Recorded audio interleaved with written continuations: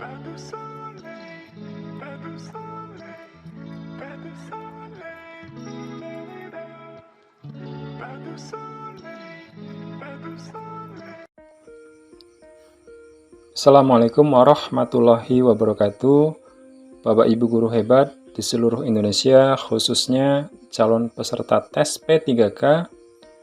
Selamat datang kembali di channel saya. Pada video kali ini, saya akan menjelaskan informasi resmi P3K Guru tahun 2021, mulai dari pendaftaran, teknis pelaksanaan, sampai pengolahan nilai sesuai dengan Permen PAN RB nomor 28 tahun 2021 tanggal 7 Juni 2021. Silahkan Bapak Ibu tonton videonya sampai selesai agar mendapatkan informasi yang lengkap dan utuh. Bagi Bapak Ibu yang belum subscribe, jangan lupa subscribe, nyalakan loncengnya agar tidak ketinggalan informasi terbaru dari saya. Saya ucapkan terima kasih kepada Bapak Ibu yang telah bersedia mendukung channel saya. Saya doakan semoga sukses dan lulus tes P3K tahun ini. Amin. Oke, kita lanjutkan penjelasannya ya.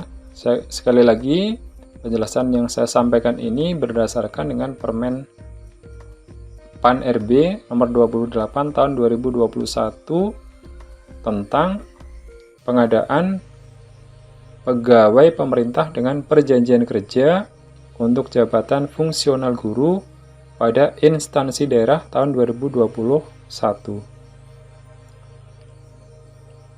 Saya bahas yang pertama adalah persyaratan pelamar.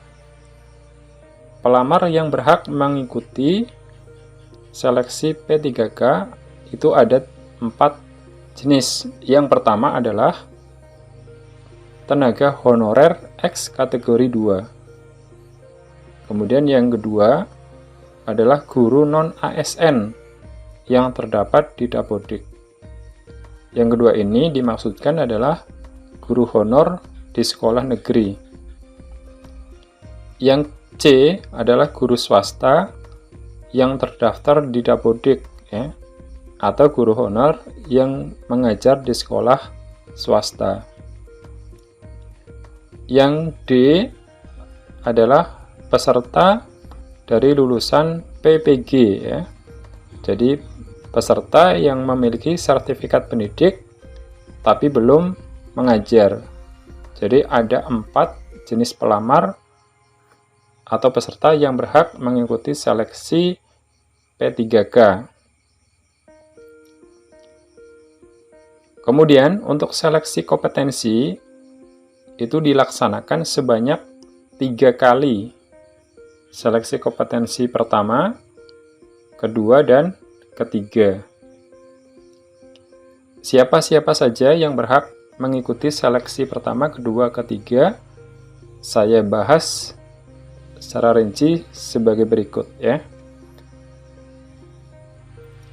Untuk seleksi kompetensi pertama, sesuai dengan pasal 29, itu yang berhak mengikuti adalah hanya 2 jenis pelamar ya, yaitu pelamar dari tenaga honorer X kategori 2 dan guru non-ASN yang terdaftar di Dapodik. Jadi untuk seleksi yang pertama hanya diikuti oleh 2 jenis pelamar ini. Sedangkan pelamar yang lain sementara untuk seleksi pertama belum bisa mengikuti. Kemudian untuk seleksi kompetensi yang kedua,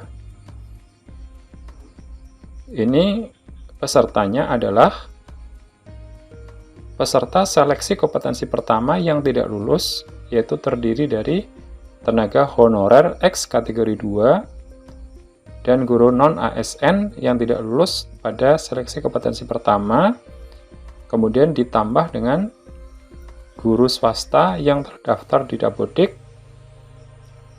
serta lulusan PPG ya. Jadi untuk seleksi kompetensi kedua ini diikuti oleh keempat jenis pelamar ya. Sekarang untuk seleksi kompetensi yang ketiga. Nah, ini diikuti oleh semua peserta seleksi kompetensi kedua yang tidak lulus ya. Jadi yang tidak lulus pada seleksi kompetensi kedua berhak mengikuti pada seleksi kompetensi yang ketiga. Kemudian untuk lamaran ya, lamaran dilakukan secara online ya, secara daring melalui SSCASN ya, atau portal sistem seleksi calon aparatur sipil negara, dengan terlebih dahulu membuat akun ya. Perlu diperhatikan Bapak Ibu, akun yang digunakan itu harus berbeda dengan akun dari peserta yang lain. Jadi tidak boleh sama dengan peserta lain. Kemudian disertai dengan proses pengunggahan dokumen yang dipersyaratkan secara elektronik. Jadi dokumen-dokumen yang dipersyaratkan nanti Bapak Ibu scan kemudian diunggah ya, diunggah sesuai dengan dokumen-dokumen yang diminta ya. Misalnya ijazah ya, kemudian KTP dan dokumen-dokumen yang lain. Kemudian pembuatan akun sebagaimana dimaksud pada ayat 1 hanya dapat dilakukan sebanyak 1 kali di awal pembukaan seleksi P3K.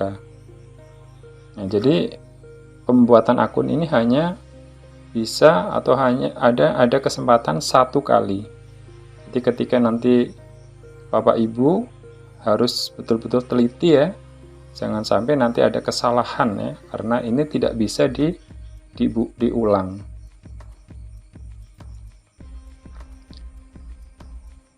Pelamar dapat melamar pada satu jenis jalur kebutuhan ASN ya, karena pada tahun 2021 ini itu pemerintah membuka 2 buah lowongan ya, lowongan PNS dan P3K.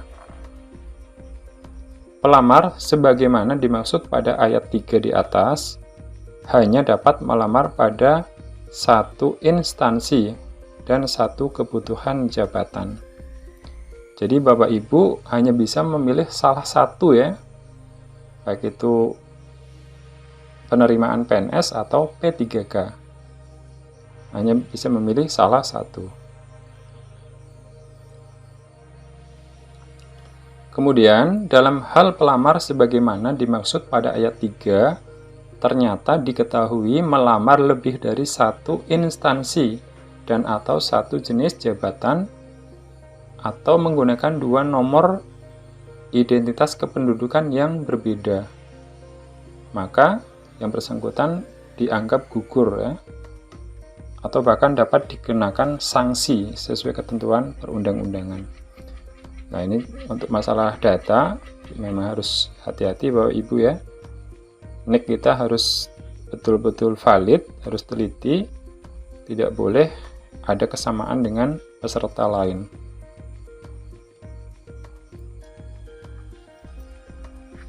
Kemudian untuk tahapan seleksi ya, ada 2 tahap. Yang pertama adalah seleksi administrasi ya. Seleksi administrasi ini adalah verifikasi dan validasi dari dokumen atau scan dokumen yang kita unggah ya pada waktu pendaftaran. Kemudian, jika peserta dinyatakan lulus seleksi administrasi, maka peserta tersebut berhak mengikuti seleksi kompetensi ya. Jadi setelah tahap administrasi dinyatakan lulus, dapat mengikuti seleksi kompetensi.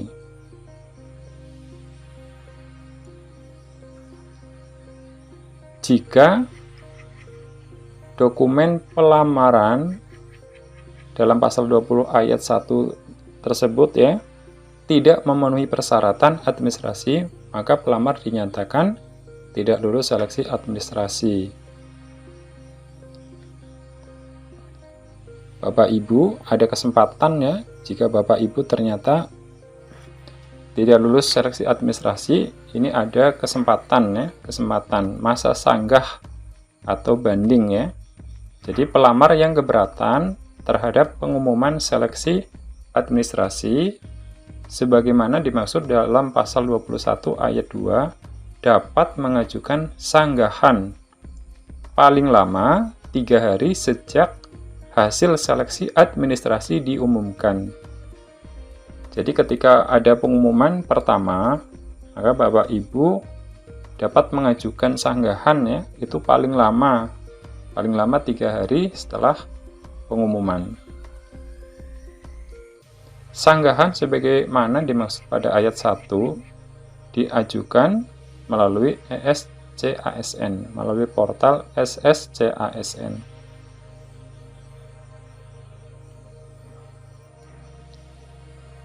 Dalam hal alasan sanggahan pelamar sebagaimana dimaksud pada ayat 3 diterima, panitia penyelenggara seleksi mengumumkan ulang ya, hasil seleksi administrasi paling lama 7 hari sejak berakhirnya waktu pengajuan sanggah.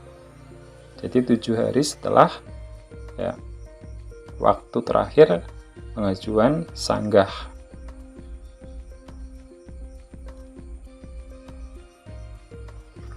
Kemudian untuk pelaksanaan seleksi kompetensi itu dilaksanakan ya, menggunakan sistem CAT UNBK ya, menggunakan ya, sistem komputer ya. Kemudian seleksi kompetensi sebagaimana dimaksud pada ayat 1 dilakukan untuk menilai kesesuaian kompetensi manajerial, kompetensi teknis, dan kompetensi sosial kultural yang dimiliki oleh pelamar. Nah, ini yang Bapak Ibu harus siapkan ya. Kompetensi manajerial, teknis, sosial kultural ya. Harus dipersiapkan bahannya ya. Kemudian untuk kompetensi ya yang termuat dalam seleksi P3K ini itu di deskripsi video saya sudah saya lampirkan ya beberapa link video pembahasan kisi-kisi dan soal P3K ya. Bisa dijadikan referensi Bapak Ibu ya. Silakan nanti dikunjungi sebagai bahan ya, bahan referensi.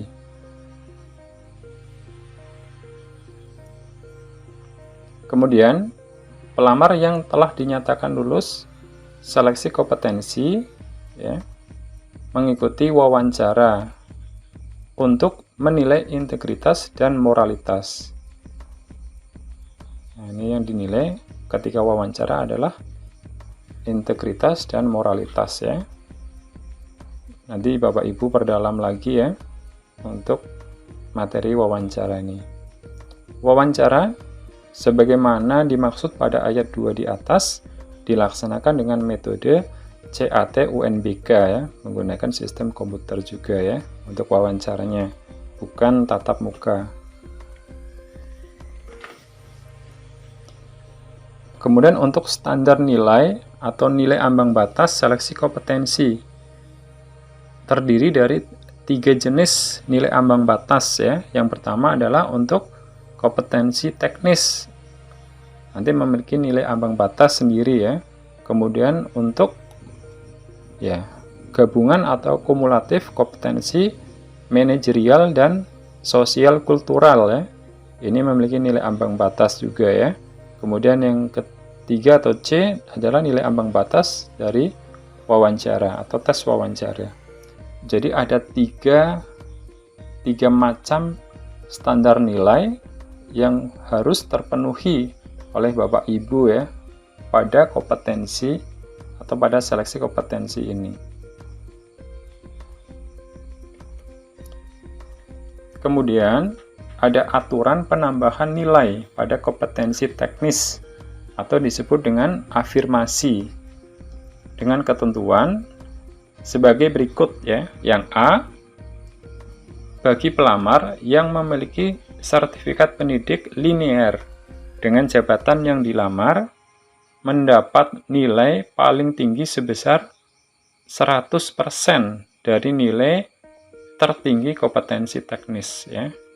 Ya, untuk pelamar jenis ini itu sangat berpeluang untuk mendapatkan nilai sempurna ya pada kompetensi teknis ini. Mendapatkan nilai paling tinggi ya pada kompetensi teknis ini.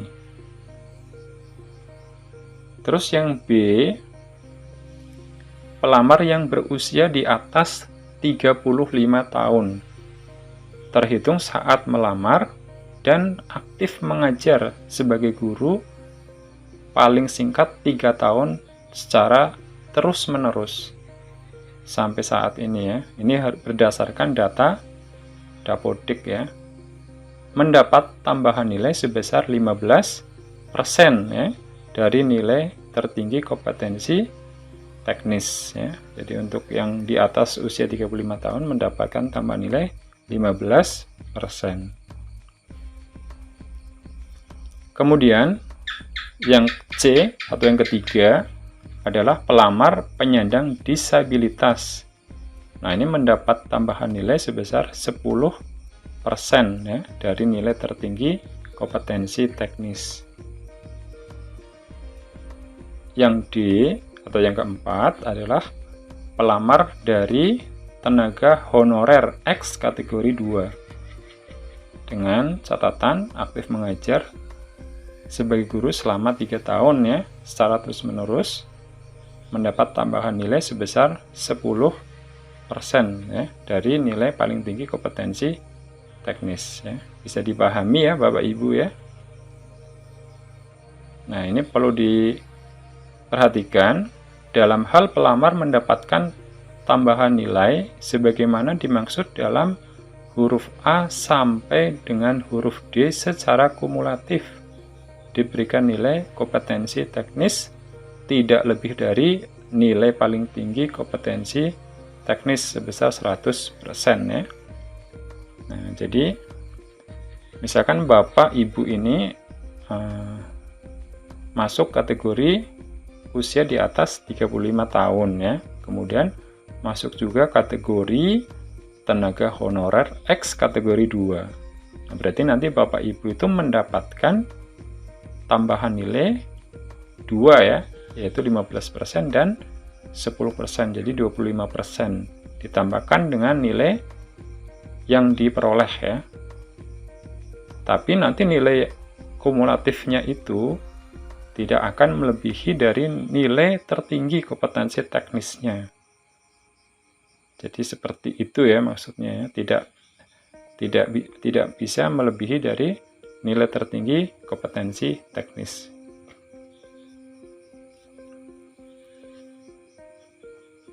Pelamar sebagaimana dimaksud pada ayat 1 memilih kebutuhan P3K dengan ketentuan sebagai berikut.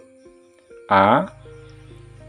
Dalam hal kebutuhan P3K tersedia di sekolah tempat pelamar mengajar saat ini, maka pelamar wajib mendaftar di sekolah tersebut selama kualifikasi pendidikan atau sertifikat pendidik sesuai.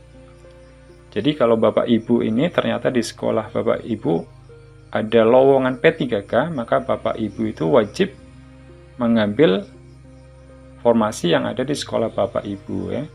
Selama kualifikasi pendidikan Bapak Ibu itu sesuai atau linear.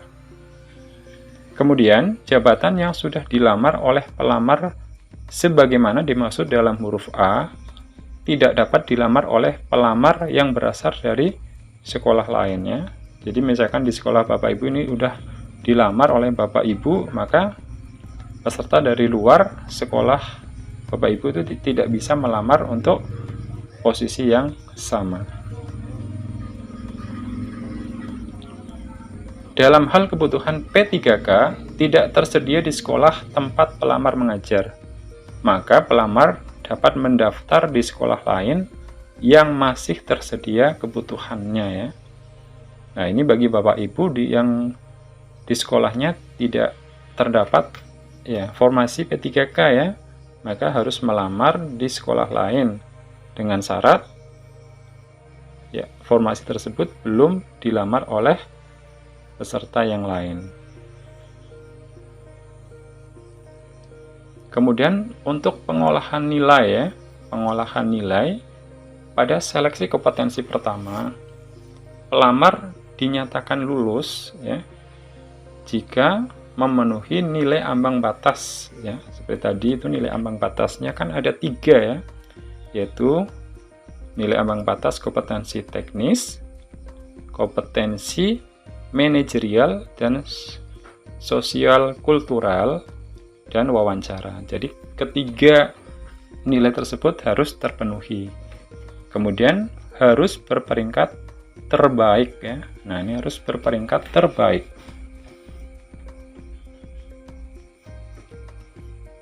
Kemudian jika ada kesamaan nilai akhir ya, maka penentuan kelulusan akhir itu didasarkan pada yang pertama ini adalah yang dinilai adalah nilai kompetensi teknisnya yang paling tinggi.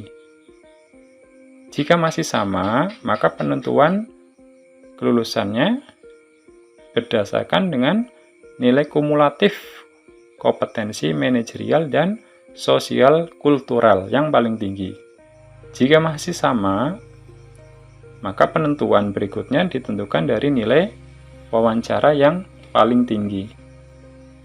Jika masih sama juga, maka penentuannya didasarkan pada usia paling tinggi ya, usia yang lebih tua. Itu urutannya ya Bapak Ibu untuk penentuan kelulusannya. Kemudian pengolahan nilai pada seleksi kompetensi yang kedua ya.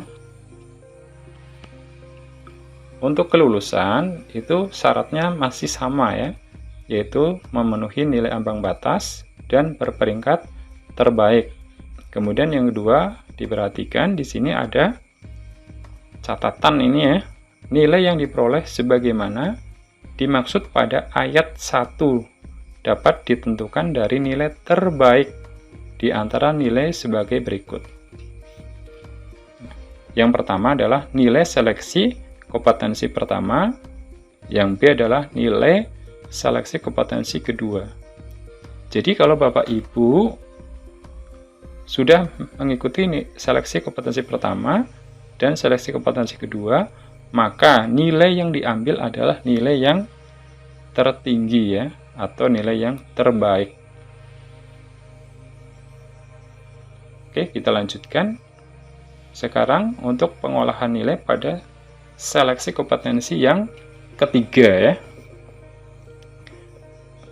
Untuk syaratnya masih sama, nilai ambang batasnya terpenuhi dan harus berperingkat terbaik. Nah, di sini aturannya sama seperti tadi, karena di sini sudah misalkan sudah mengikuti seleksi kompetensi pertama, kedua, dan ketiga, maka nilai yang diambil adalah nilai yang terbaik dari ketiga nilai yang diperoleh ya. Dari ketiga nilai yang diperoleh.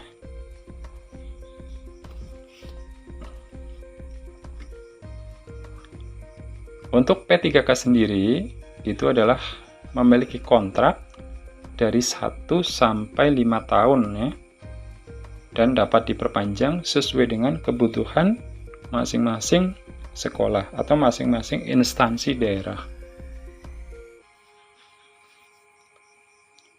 Nah, ini tentang penggajian ya.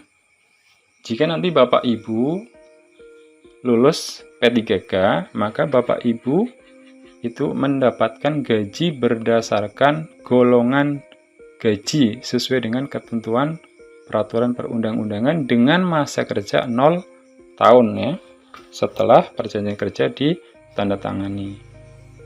Golongan gaji sebagaimana dimaksud pada ayat 1 untuk jabatan fungsional guru ahli pertama dengan jenjang pendidikan dipersyaratkan sarjana atau diploma 4 ditetapkan pada golongan 9. Jadi Bapak Ibu jika nanti lulus P3K, maka karena kita sebagai guru adalah memiliki pendidikan sarjana ya, S1, maka gaji pertama adalah setara dengan gaji 3A masa kerja 0 tahun ya. Sudah cukup lumayan ya, sudah tinggi ya. Demikian penjelasan dari saya. Semoga bermanfaat. Terima kasih sudah menonton video saya. Jika ada pertanyaan, tanggapan, silahkan tulis di kolom komentar. Sekali lagi jangan lupa untuk like, subscribe, nyalakan loncengnya untuk mendapatkan informasi terbaru dari saya. Sampai jumpa di video saya berikutnya. Wassalamualaikum warahmatullahi wabarakatuh.